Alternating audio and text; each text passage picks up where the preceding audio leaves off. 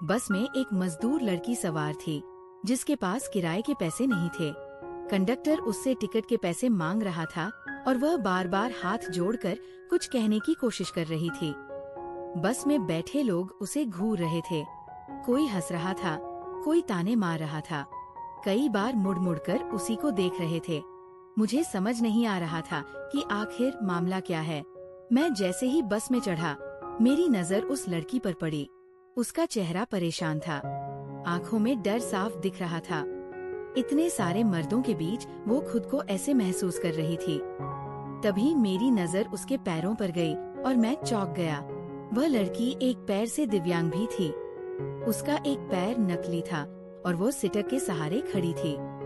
ऐसा लग रहा था जैसे खड़ा रहना उसके लिए बहुत मुश्किल हो रहा हो। बस के झटकों से वो बार बार संतुलन खो रही थी। फिर भी वह किसी से झगड़ नहीं रही थी।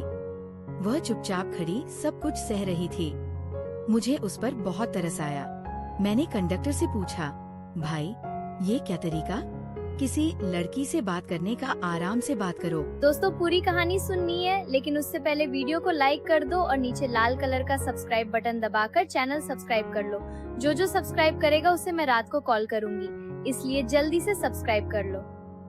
बताओ क्या समस्या है? कंडक्टर मुझे पहले से जानता था। मैं रोज इसी बस से आता जाता था। आधे से ज्यादा लोग मेरे मोहल्ले के ही थे, क्योंकि हमारे मोहल्ले के सामने ही ये बस रुकती थी। कंडक्टर ने कहा इसके पास टिकट के पैसे नहीं हैं और जबरदस्ती ये बस में बैठना चाहती है। मैं इसे कह रहा हूँ या तो पैसे दे या उतर जाए।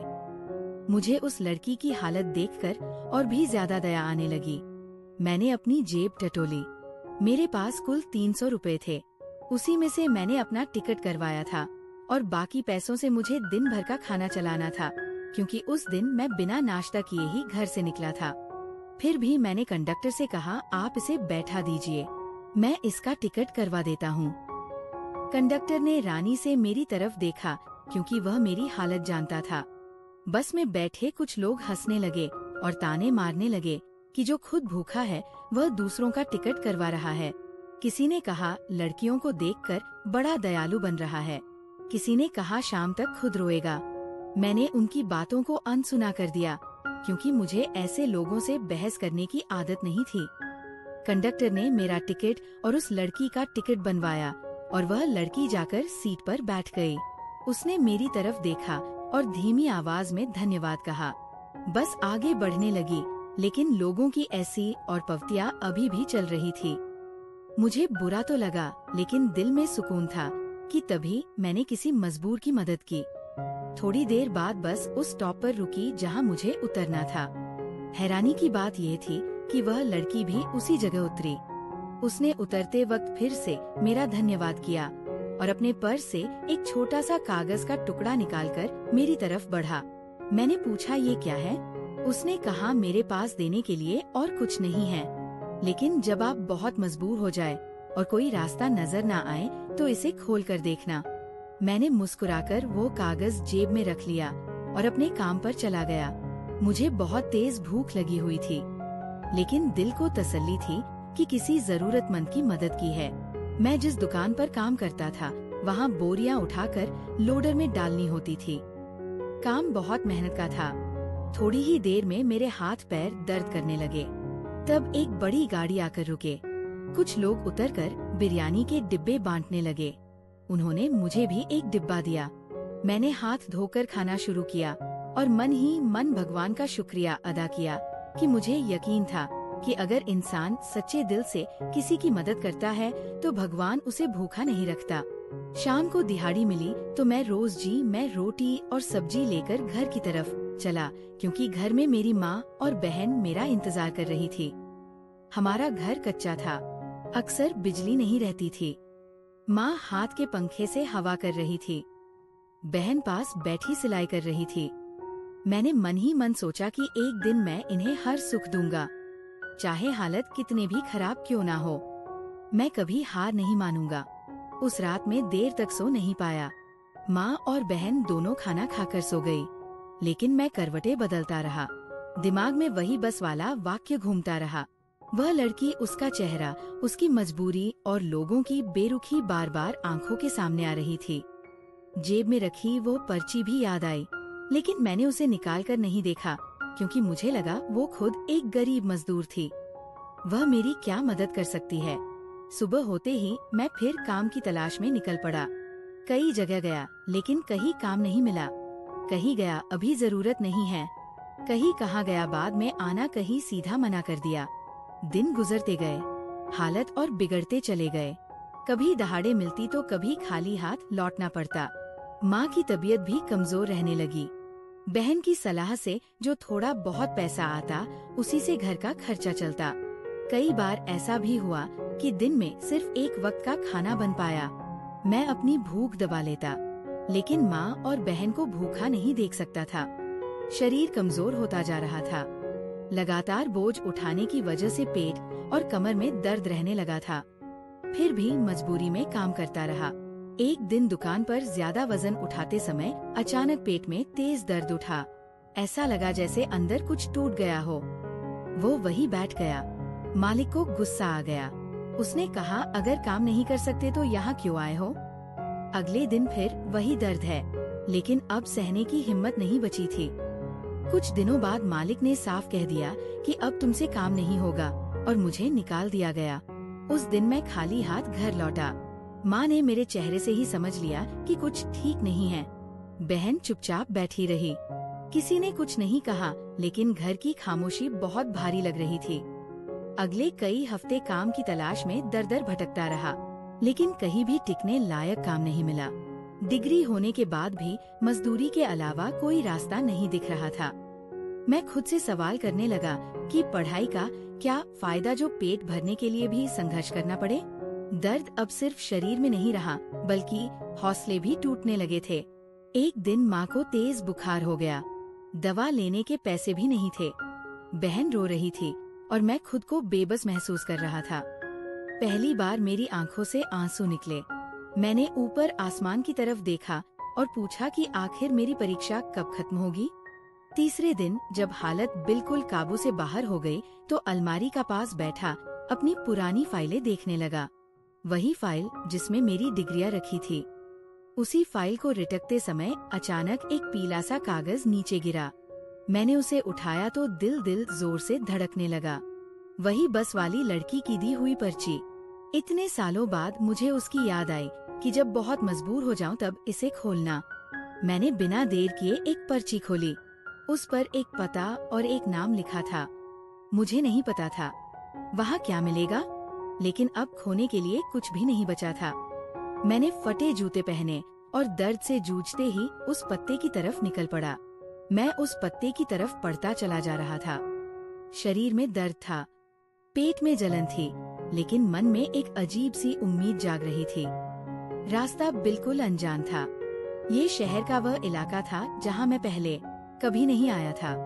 यहाँ की सड़कें चौड़ी थी, दोनों तरफ बड़े बड़े घर थे, ऊंची दीवारें, चमकदार गेट और हर तरफ हरियाली। मुझे लग रहा था जैसे मैं किसी दूसरी दुनिया में आ गया हूँ। मेरा फटा हुआ जूता और मैले कपड़े इस माहौल में मुझे और भी छोटा महसूस करा रहे थे, लेकिन अब वापस लौटने का कोई मतलब नहीं था। कुछ देर चलने के बाद मैं एक बहुत बड़े गेट के सामने पहुंचा। गेट पर लगी तख्ती पर वही पता लिखा था जो पर्ची पर था।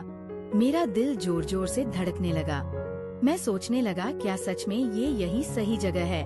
मैंने हिम्मत करके घंटी दबाई। थोड़ी देर बाद गेट खुला और एक गार्ड बाहर आया। उसने मुझे ऊपर से नीचे तक देखा। मैंने कांपते हाथों से वह पर्ची उसे दिखाई। गार्ड ने पर्ची देखी, फिर मुझे देखा और बिना कुछ कहे अंदर चलने का इशारा किया। जैसे ही मैं अंदर गया, मेरी आंखें खुली की खुली रह गई। सामने हरा भरा बगीचा था, रंग बिरंगे फूलों की खुशबू हवा में फैली हुई थी। इतना बड़ा बंगला मैंने पहले कभी नहीं देखा था। मुझे एक बड़े से हॉल में बिठाया गया, जहाँ सोफे और झूमर लगे थे। मैं वहाँ बैठा खुद को बहुत अजीब महसूस कर रहा था। मेरे जैसे गरीब आदमी खाए यहाँ मुझे सपनों जैसा लग रहा था। कुछ देर बाद सीढ़ियों से व्हीलचेयर की आवाज आई। मैंने ऊपर देखा तो एक लड़की व्हीलचेयर पर बैठी नीचे आ रही थी। जैसे जैसे वह पास आ रही थी, मेरा दिल और तेज धड़कने लगा। जब वो सामने आई तो मैं सन रह गया। ये वही लड़की थी, वही चेहरा, वही आंखें, लेकिन अब उसके चेहरे पर मजबूरी नहीं बल्कि आत्मविश्वास था। उसने मुझे देखते ही हल्की सी मुस्कान दी और कहा, मैं जानती थी तुम एक दिन जरूर आओगी। मैं अपनी जगह से खड़ा हो गया और कुछ बोल नहीं पाया। मेरे गले में जैसे शब्द अटक गए थे। उसने खुद ही कहा, तुम मुझे पहचान गए हो ना? मैं वही हूँ जो उस दिन बस में थी। मेरा नाम ज़ैनब वह है। मैंने हाँ में सिर हिलाया और कहा, लेकिन आप यहाँ हो। और ये सब उसने मुस्कुराते हुए कहा, उस दिन जो तुमने देखा वह मेरे पिता की एक परीक्षा थी। मेरे पिता बहुत बड़े कारोबारी थे, लेकिन वो हमेशा कहते थे कि दौलत से बड़ा इंसान का दिल होता है। वह चाहते थे कि मैं अपनी दिव्यांगता के बावजूद दुनिया को करीब से समझूं, लोगों को व्यवहार देखूं। इसलिए उन्होंने मुझे बिना पैसे के साधारण कपड़ों में बस में भेजा, ताकि मैं देख सकूं कौन इंसानियत दिखाता है और कौन मुंह फेर लेता है। उस दिन बस में सैकड़ों लोग थे, लेकिन सिर्फ तुम ही थे जिसने अपनी गरीबी भूलकर मेरी मदद की। मैंने सिर झुका लिया, मेरी आंखों में आंसू आ गए। ज़ैनब ने आगे कहा, मेरे पिता अब इस दुनिया में नहीं हैं, लेकिन उन्होंने मुझे ये सिखा दिया कि नेक इंसान को पहचानना बहुत जरूरी है। मुझे अपने काम के लिए एक ईमानदार और संवेदनशील इंसान की जरूरत थी। तुम्हारी डिग्री से ज्यादा मुझे तुम्हारा चरित्र पसंद आया।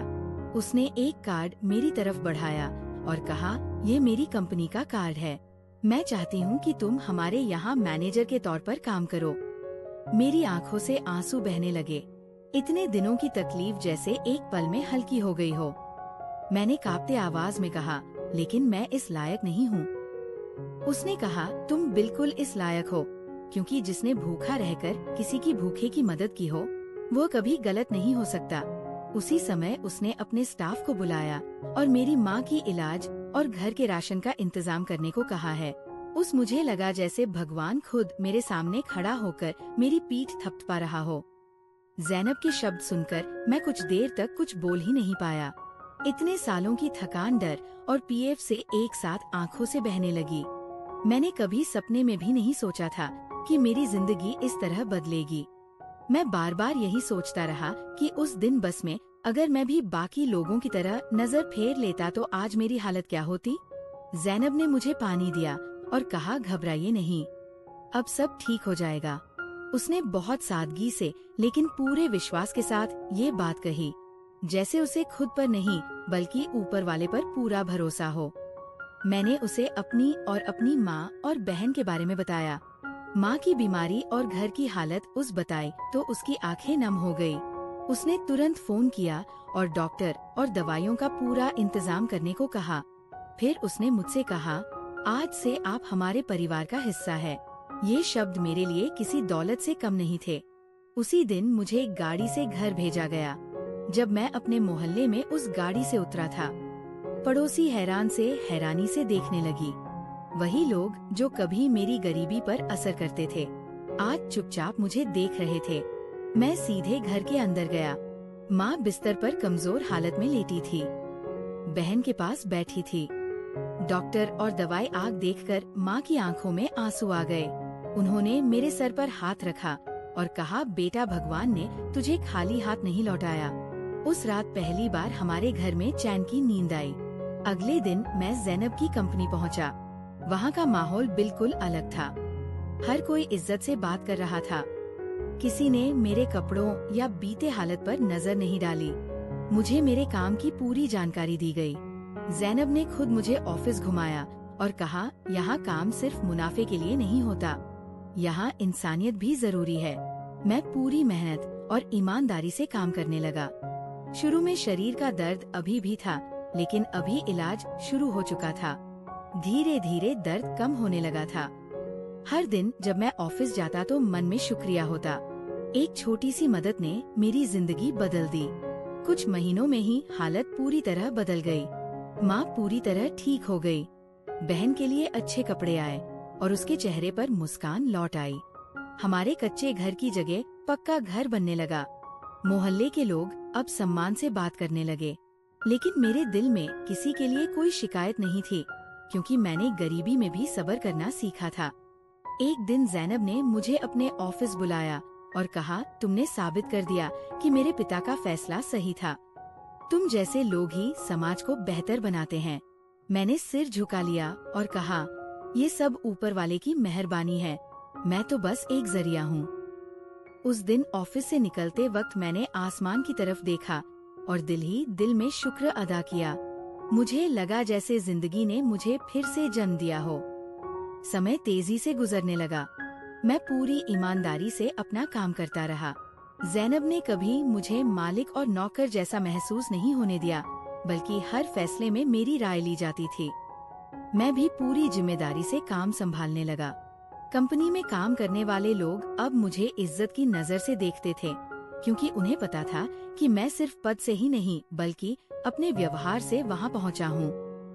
कुछ ही समय में कंपनी का काम और बेहतर होने लगा। नए लोग जुड़े, पुराने कर्मचारियों की हालत भी सुधरने लगी। माँ पूरी तरह स्वस्थ हो चुकी थी। बहन की सलाह के काम को भी बढ़ावा मिला और उसके हुनर की तारीफ होने लगी। हमारे घर में अपनी अमित खाना बनने लगा और सबसे बड़ी बात, घर में सुकून लौट आया। एक दिन मैं उसी बस स्टॉप पर खड़ा था जहां सालों पहले वो घटना हुई थी।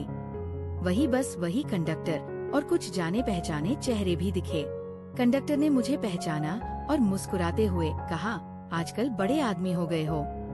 मैंने मुस्कुराकर जवाब दिया, इंसान वही है, बस हालत बदल गए हैं। मैंने उस दिन बस में बैठे लोगों को याद किया जो हंस रहे थे, लेकिन मेरे मन में उनके लिए कोई कड़वाहट नहीं, क्योंकि अगर उस दिन वे ना हंसते तो शायद मेरी नेकी इतनी मजबूत ना होती। आज मैं पीछे मुड़कर देखता हूँ तो समझ आता है कि जिंदगी हमें हर मोड़ पर रखती है। छोटी सी मदद कभी कभी बहुत बड़ा रास्ता खोल देती है। मैंने उस दिन सिर्फ एक टिकट नहीं करवाया था, बल्कि अपने भविष्य का दरवाजा खोल दिया था। अगर इंसान सच्चे दिल से किसी मजबूर की मदद करता है तो ऊपर वाला उसे ऐसे रास्ते से रोजी देता है जिसकी उसने कभी कल्पना भी नहीं की होती। इसलिए कभी किसी को छोटा मत समझो और कभी मदद करने से पीछे मत हटो। हो सकता है वही यह काम आपकी पूरी जिंदगी बदल दे। दोस्तों, अगर आपको ये कहानी अच्छी लगी हो तो इसे लाइक करें और चैनल को सब्सक्राइब जरूर करें, ताकि ऐसी ही सच्ची और प्रेरणादायक कहानियाँ आप तक पहुँचती रहे। कल फिर मिलते हैं किसी एक और नई कहानी में। धन्यवाद।